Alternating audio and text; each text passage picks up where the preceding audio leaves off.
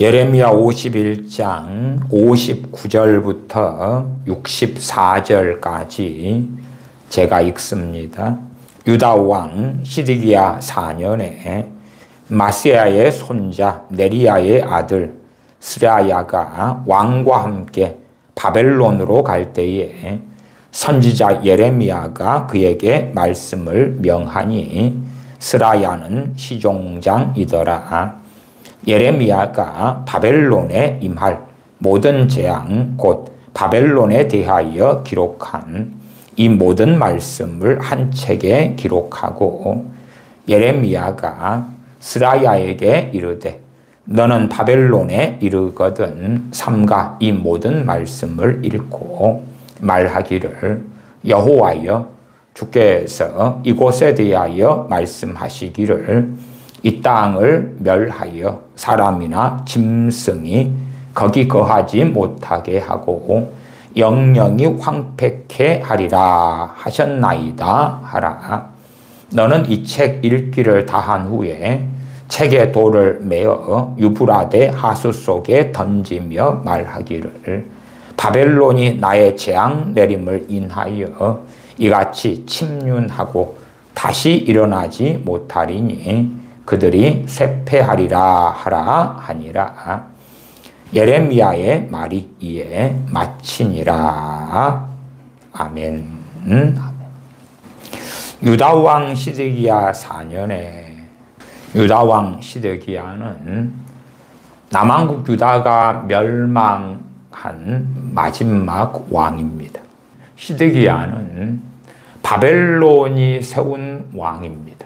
그리고 바벨론은 시드기야를 믿었지요. 그러나 시드기야는 바벨론을 배반합니다.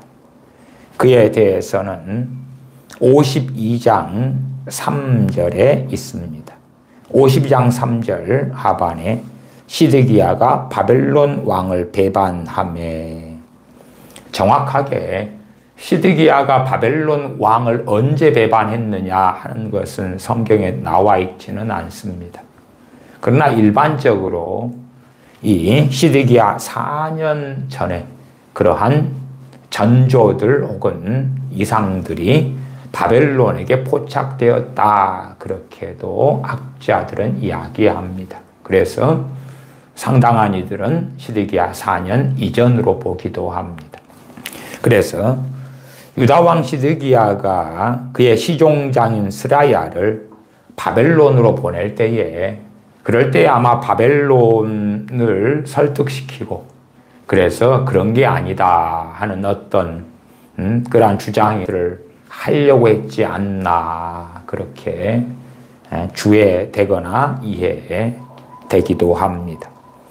유다왕 시드기야 4년에 이때가 연도로 하면 BC 593년이 됩니다. 이때 이후로 언제 예루살렘이 멸망하냐 그러면 7년 뒤에 멸망합니다. 7년 뒤에.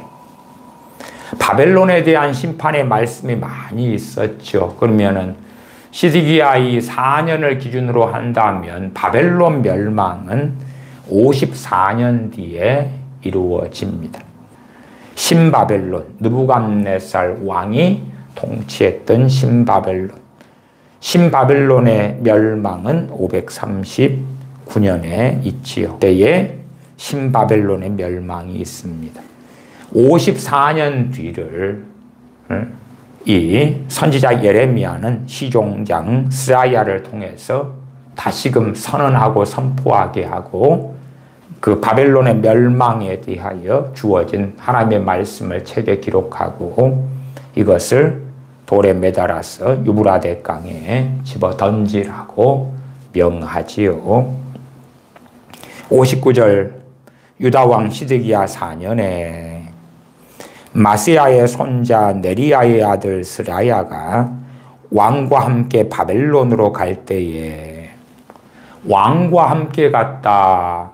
지금 이 시드기야 왕의 이 배반의 조짐이 나타나고 그것을 바벨론이 실상 의심하고 있는 상황에서 시드기야 왕이 같이 갔다. 그렇게 본다는 것은 꽤 어렵다. 그렇게 주의적으로 말씀을 드리고요. 그 다음에 이 왕과 함께 할 때 과 함께 이렇게 개역성경은 번역됐는데 실상 70인역에는 어떻게 번역되냐 그러면 왕으로부터 이렇게 번역됩니다. 왕으로부터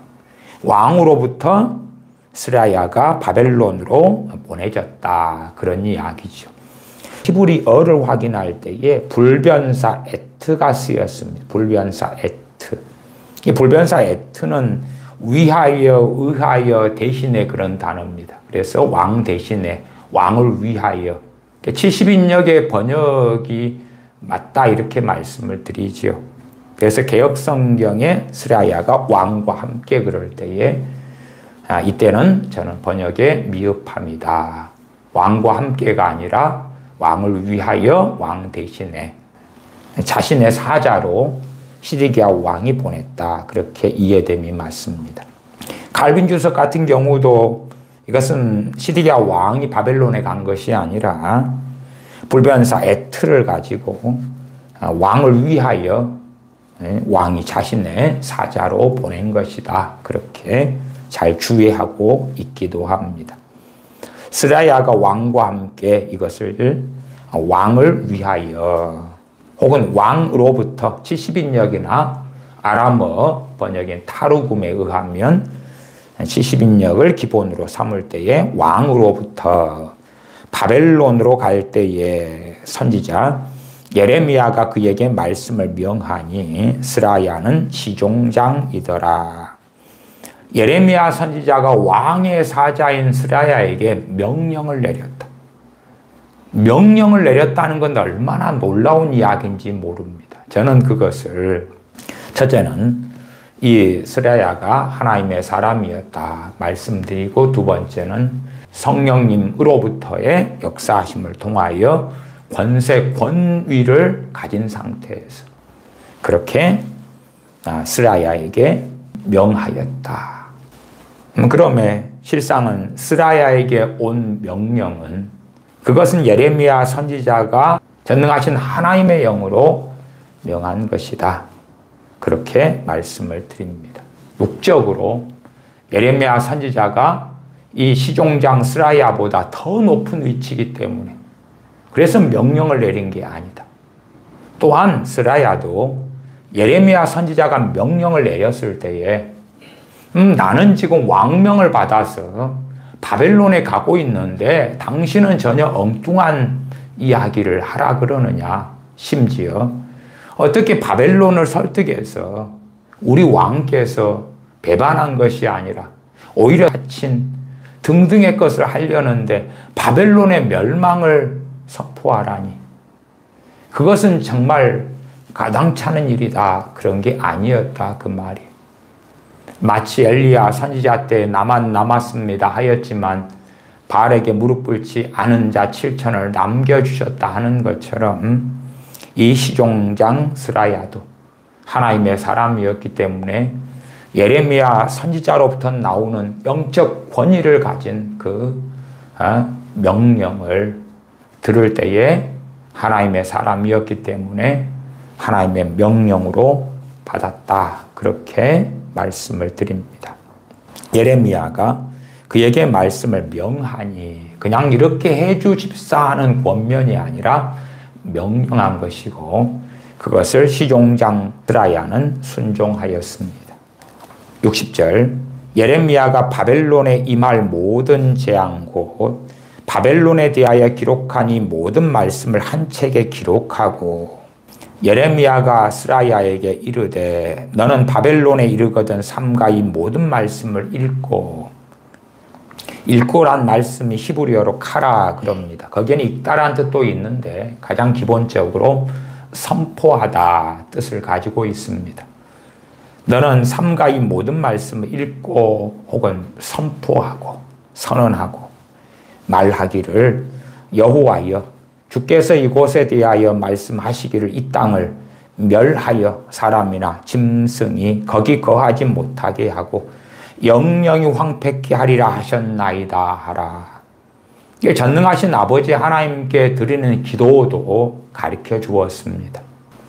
63절, 너는 이 책 읽기를 다 한 후에, 어떤 책의 내용입니까? 바벨론이 임할 모든 재앙에 대해서 기록한 책입니다. 이 책 읽기를 다 한 후에 책을 돌에 매어 유브라데 하수 속에 던지며, 유브라데 하수 속에 던지라. 상징적 행동이죠. 혹은 이것을 애언적 행위, 애언적 행동이라 그럽니다. 유감스럽게도 많은 자들이 자칭 선지자로 일어나서 성경에 기록되지 않은 하나님의 말씀과 상관이 없는 그러한 마치 짝퉁처럼 애언적 행위, 애언적 행동을 하면서 나는 선지자다 하는 일들이 너무나 많아왔습니다.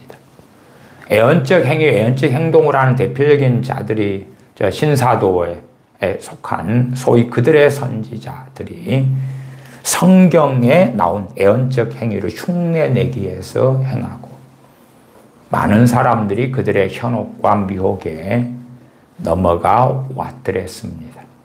성경에는 종종 이러한 애언적 행위들이 나와 있습니다.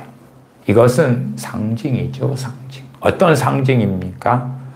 유브라데 하수, 유브라데 강은 바벨론의 근원과 같은 것이고, 바벨론이 일어선 중심이 되었던 강이지요. 강을 중심으로 해서 나라가 일어나고 제국이 일어나고 그러지 않습니까? 그리고 하나님의 말씀은 성취되어서 바벨론은 역사의 뒤안길로 사라졌고 황폐케 되어서, 간혹 그 바벨론에 대해서 고고학적인 탐사가, 유적 발굴이 지금도 되고 있지. 그러지 바벨론에 황폐케 된 그 자리에 다른 도시가 세워졌거나 혹은 다른 어떤 제국 국가가 세워진 적은 지금까지 전혀 없습니다. 말씀은 그대로 성취되었고 이루어졌습니다. 심지어 과거의 아수르 제국에 대해서도 하나님의 심판이 선언되었고, 아수르 제국은 역사의 뒤안길에 아주 사라졌기 때문에 많은 사람들이 성경을 믿지 않기도 했습니다. 왜냐하면 철저하게 아수르 제국에 대한 기록들이 사라졌고 없어졌기 때문에, 오히려 성경에는 아수르 제국이란 어마어마한 제국이 나오는데 역사에는 자료가 흔적이 없었기 때문에 그렇지요. 그러나 참으로 오랜 세월이 흘러서 아수르 제국에 대한 자료들, 고고학적 발굴들, 유적들이 펑펑 쏟아져 나와서, 그래서 참으로 하나님 말씀이 진실하구나. 실상은 바벨론 제국도 그러하였습니다. 많은 곳들의 문헌들은 남아 있었습니다만은 바벨론이 어디 있었는지, 제대로 위치가 어딘지 고고학적 발굴도 제대로 안 되고 흔적을 찾기가 어려울 정도로 황폐케 되어져 버렸고, 그래서 수없이 많은 시간 동안에 바벨론 제국에 대한 그런 고고학적 발굴이 이루어지지 않았더랬습니다. 그러다가 수백 년 전에 바벨론 제국의 탐사가 고고학적 발굴이 되어지고 지금도 종종 그렇게 된 것을 알고 있습니다. 하나님께서 황폐케 하실 때의 말씀 그대로 얼마나 철저하게 황폐하게 만드시는지, 그것을 그때 이후로 2000년이 넘은 다음에야 그 황폐케 된 것이 드러나는 것이지요. 애언적 행위의 가장 중심의 근거는 뭐냐 하면 하나님의 말씀이에요. 하나님 말씀. 63절, 너는 이 책 읽기를 다 한 후에 책에 돌을 매어 유브라데 하수 속에 던지며. 무엇에 근거해서 그렇습니까? 바벨론이 이렇게 멸망할 것이다. 시드기야 왕의 사자로 보내지는 그러한 시종장 스라야는 왕의 사자 이전에 하나님의 사자로서, 또한 예레미야 선지자의 사자로서 왕의 명령이 무엇보다 컸음에도 불구하고, 그러나 왕의 명령 이전에 하나님의 명령이 가장 먼저 또한 가장 중요한 위치에 있었던 시종장 스라야. 그리고 이러한 명령을 행하고 한 다음에 스라야는 혹은 스라야는 그의 자손들에게 후손들에게 바벨론의 멸망에 대하여 전했겠지요. 그때 이후로 54년 뒤에 바벨론은 멸망하기 때문에 그리고 그 멸망은 그때 이후로 진척이 되어지죠. 진척이. 그래서 아예 완전히 황폐케 될 때까지 바벨론이라는 제국이 무너지고 그리고 어떻게 바벨론의 멸망이 되어지느냐. 이 하나님의 사람 스라야는 자기만 알고 끝냈던 게 아니겠죠. 물론 스라야가 선포할 또한 읽고 선언해야 될 바벨론의 멸망에 대한 말씀은 바벨론 제국 사람들이 쓰는 언어가 아니라 히브리어로 선언되었지요. 그러면 그것을 공적인 자리에서 읽는다 해도 바벨론 사람들은 그것을 듣고 알기는 어려웠다. 거의 불가능했다. 그렇게 이해됨이 맞겠지요. 그래서 얼마나 공적인 자리에서 왕의 시종장 스라야가 바벨론 멸망을 선언했느냐 그렇지 않느냐는 중요한 이야기는 아니다. 64절에 말하기를 바벨론이 나의 재앙 내림을 인하여 이같이 침륜하고 침륜은 몰락하고 이 바벨론의 멸망에 대하여 애언한 책을 돌에 묶어서 그 책은 무엇의 상징이고 대신입니까? 바벨론의 상징이고 바벨론의 대신이죠. 돌에 묶어서 이제 물속에 빠집니다. 물속에 빠져요. 유브라데 강의 깊은 곳에 던졌겠지. 다시금 끌어올릴 수 없는. 지금이야 잠수 장비가 있어서 끌어낼지 몰라도 과거에는 그렇지 않았겠지요. 이 바벨론 제국이 멸망할 것에 대한 상징적인 것을 그대로 말씀을 담고 있어서 그에 따라서 했던 애언적 행동, 애언적 행위였다 그 말이에요. 나 자칭 선지자라는 자들은 자기가 무슨 환상을 보았다. 자기가 꿈을 보았다. 꿈을 꾸었다. 하나님 말씀을 증거하기 위하여 성령님께서 어떤 사람들에게 말씀을 주실 수는 있어요. 주님께서 뭘 말씀하실 수도 있어요. 성령님을 통해서. 그러나 그것은 무엇을 위해서요? 하나님 말씀 66권에 하나님의 뜻을 위하여. 그게 중심이 되는 거예요.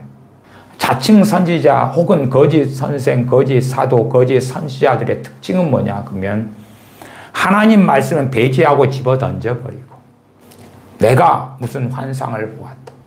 최근에 소위 자칭 박혁 전도자라 하는 친구도 베네수엘라에 가서 집회를 한다 그리고 뭘 전합니까? 자기가 본 환상. 성경에 아무 근거가 없지요. 자기가 본 환상. 또한 5월 달에 지난 5월에 현지인에게 공개적으로 목사 안수를 주었죠. 무엇에 근거했어요? 자기에게 주님께서 목사 안수 주라고 말씀하셨다고. 이제는 너를 영적 아비로 세우노라고. 성경에 전혀 근거하지 않지요. 그리고 그걸 전하고 전파하고 자기를 드러내는 거예요. 목사도 아닌 친구가 목사라고 영상을 올리고 포스터를 붙이고 그리고 거짓말하고 그러는 가운데 자기가 본 환상, 자기가 들은 음성의 이야기.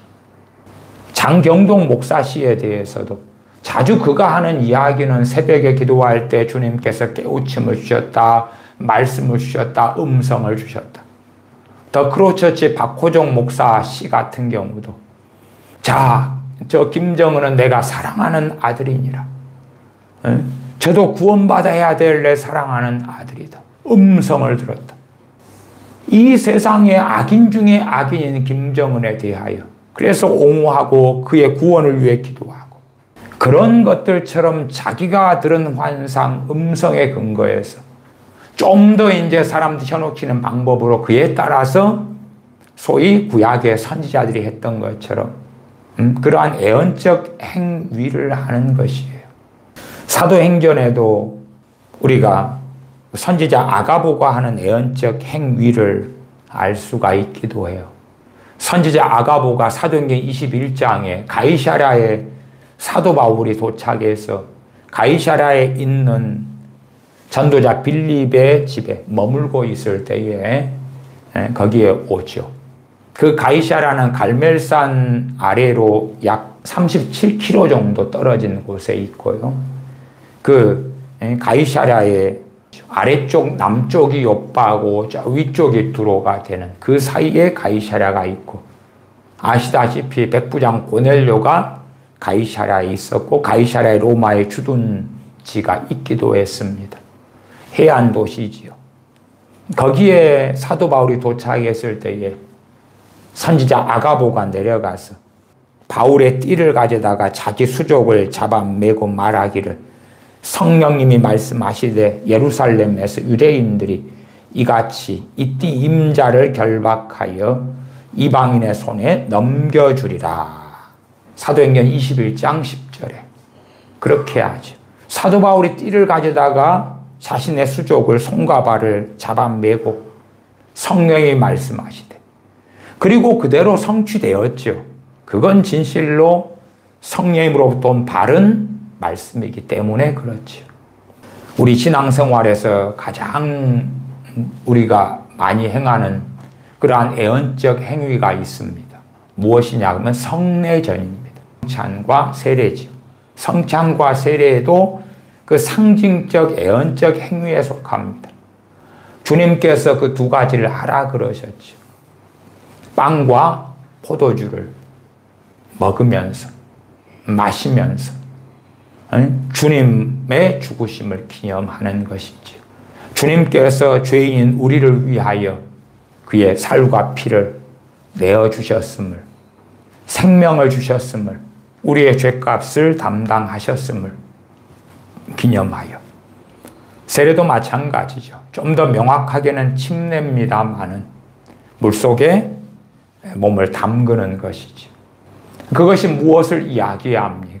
주님과 함께 죽었음을 이야기하고, 또한 주님께서 죄인인 나를 위하여 죽으심을 상징하고, 그러한 애언적 행위는 반드시 말씀에 기반하여서, 그러나 자신이 받은 혹은 본 어떤 환상이나 소위 어떤 자들이 받은 음성 계시를 사람들에게 확증시키기 위하여 사용하는 게 아니죠. 그러나 성경에 이러한 애언적 행위들이 나와 있기 때문에, 그래서 마치 자기가 참된 선지자인 양 꾸미고 거짓하기 위하여 많은 자들이 애언적 행위를 실제로 사용해 옵니다. 예레미야 선지자는 시종장 스라야에게 애언적 행위를 하라 그러죠.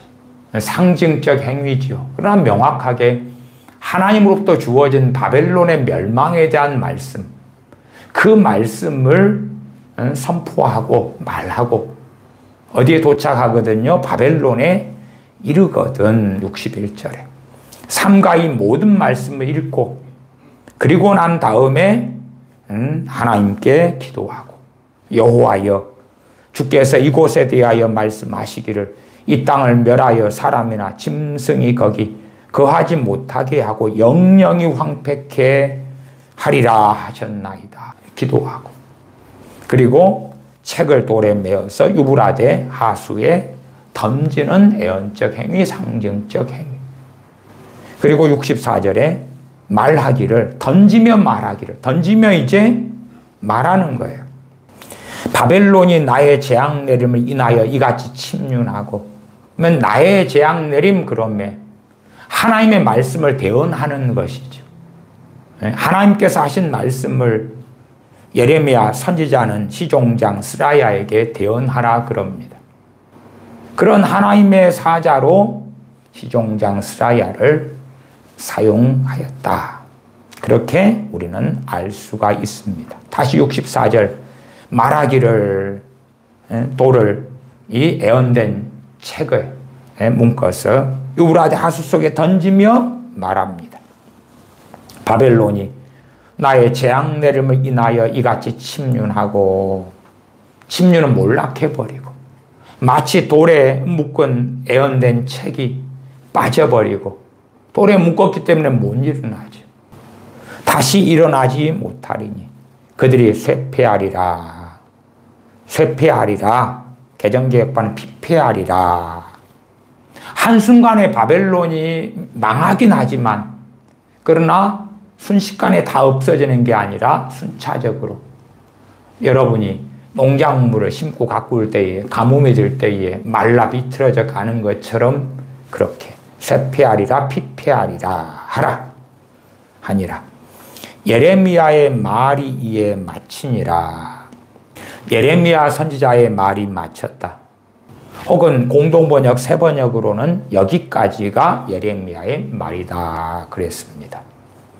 이 예레미야서가 어떻게 기록되었느냐 그런 것을 다 알기는 어렵습니다. 그러면 여러분이 다소 이해가 안 되는 부분에 대하여 제가 칼빈 주석을 이 부분을 좀 읽어 드리도록 하겠습니다. 이 64절 하반에 예레미야의 말이 이에 마치니라 하는 부분에 대한 주해입니다. 이것으로부터 선지서들이 만들어졌던 것이다. 예레미야서는 순서적으로 되어 있지 않습니다. 되어 있지 않고 그 앞에는 이제 예루살렘 멸망한 다음에 예레미야 선지자가 남고 그리고 남은 자들이 있고 그들에게 끌려서 애굽으로 선지자가 끌려가고 하나님께 기도하고 하나님께 주신 말씀을 대언하고 그런 일들이 나와 있기 때문에 여기 예레미야의 말이 이에 마치니라는 순서상으로 이때로 해서 선지자에게 주어진 말씀이 끝났다는 게 아니라 이렇게 모아진 하나님의 말씀이 여기가 끝이다. 52장으로 가면 역사가 나와 있습니다. 개괄적인 그러한 예루살렘 멸망과 시드기야 왕 등에 대한 이야기가 나와 있지요. 예레미야 선지자는 주요한 사건을 제외하고는 오늘날 우리가 가지고 있는 것과 같은 책을 쓰지는 않았습니다. 칼빈 목사님이 주해를 하는 것입니다. 그러니까 우리는 그냥 편하게 이제 일단 학자들이나 상당한 목회자들은 그걸 알고 있어요. 그러나 이제 우리 보통 교우분들 입장에서는 간단하게는 예레미야서는 예레미야가 썼어. 여호수아서는 여호수아가 썼어. 모세오경은 모세가 썼어. 그러지만은 그렇게 간단하진 않아요. 왜냐하면 모세오경인데 모세가 죽은 다음에 이야기도 있고 그렇게 간단하진 않지요. 그러면 전반적으로 예레미야 선지자가 하나님께 받은 말씀이 기록된 건 맞는데 그게 신비지요. 정확하게 이 예레미야서의 선지자가 받은 말씀을 모아서 그래서 누구를 통하여 기록하게 하셨는가 하는 건 나와 있지 않아요. 그러나 대부분의 말씀은 예레미야 선지자가 받은 것이다. 계속 읽어보면 그리고 그것이 선지자가 말한 순서대로 기록되지 않았다는 것도 분명히 나타난다. 그러므로 때의 순서도 어디서나 찾아볼 수 있는 것이 아니다. 그러나 서기관들은 이 점에서 주의가 깊었다. 서기관들을 통해서 말씀을 기록하게 하셨다. 그렇게 종교개혁자 칼빈은 주의합니다. 그래서 서기관들은 예레미야의 말이 이에 마치니라고 덧붙였다. 왜냐하면 선지자의 모든 애언을 수집하고 끝까지 그의 말을 필사했던 서기관이 이런 말을 덧붙였으면 의심할 여지가 없기 때문이다. 그러므로 우리는 마지막 장이 52장입니다.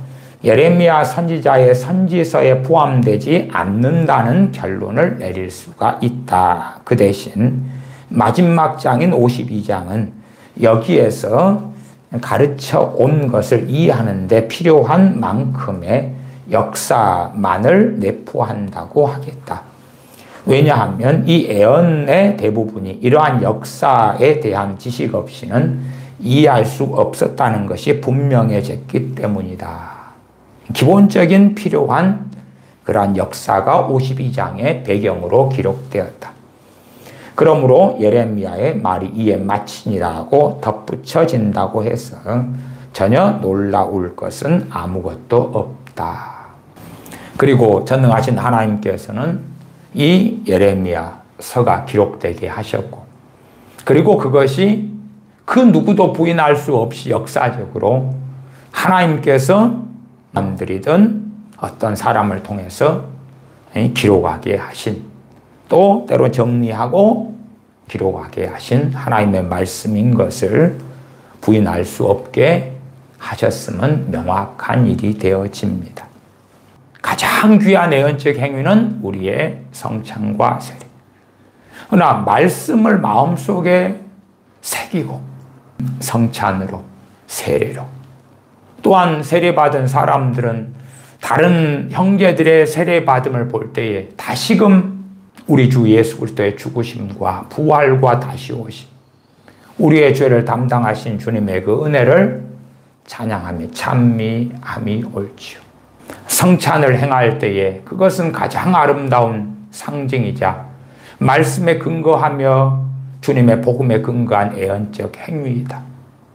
또한 애언적 행위는 이 에레미야 51장에 시종장 스라야가 했던 것처럼 말씀에 근거하여 자신의 환상, 자신에게 온 뭔가의 음성에 근거해서 애언적 행위를 한다. 전에 어떤 사람이 자기의 도시에 소위 부흥이 온다는 음성을 들었다 그래요.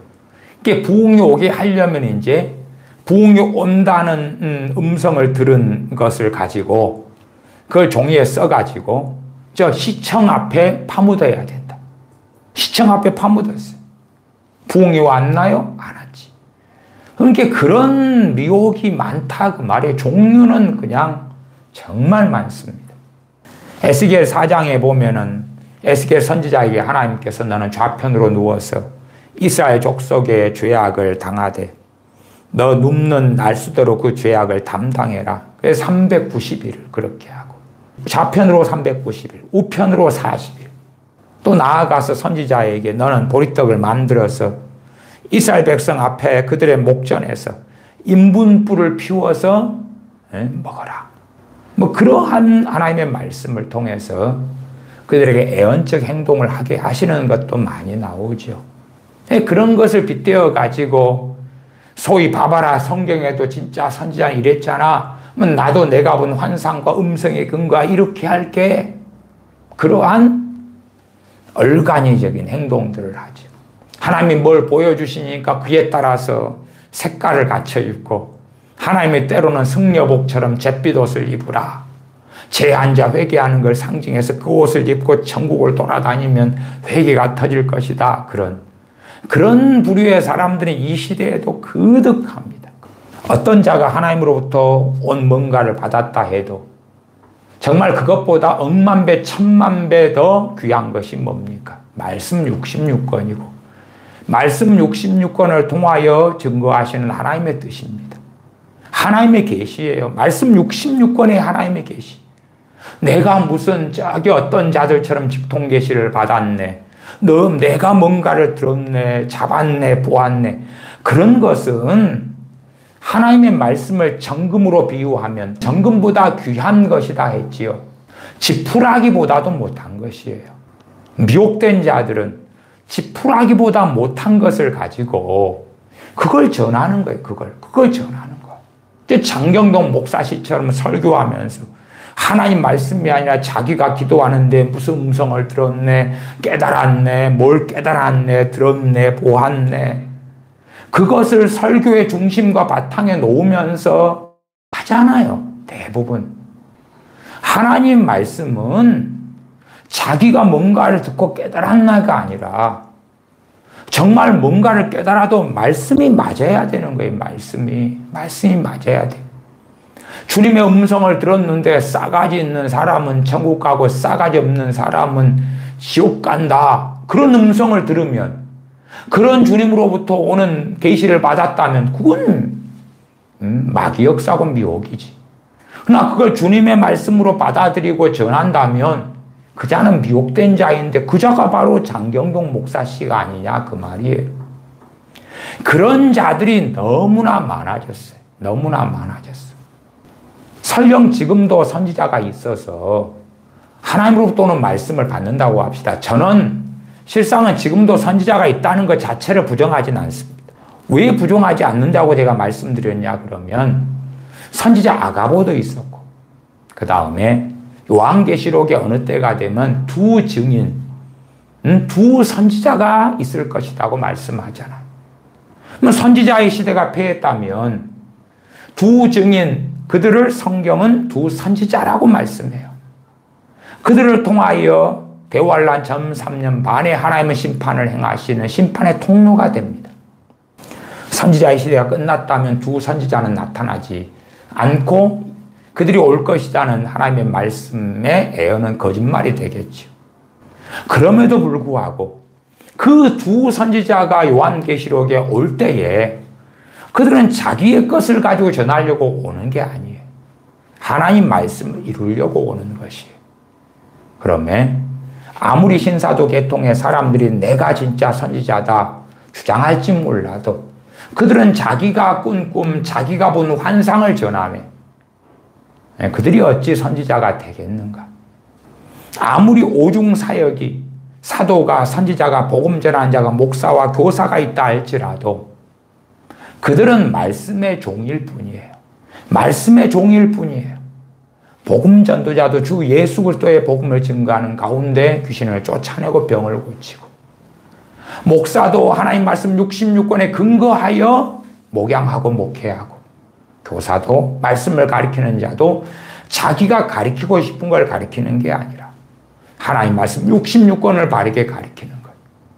또한 성경의 사도와 선지자도 하나님으로부터 오는 말씀을 증거했던 것이지 자기의 것을 가지고 증거한 게 아니다 그 말이.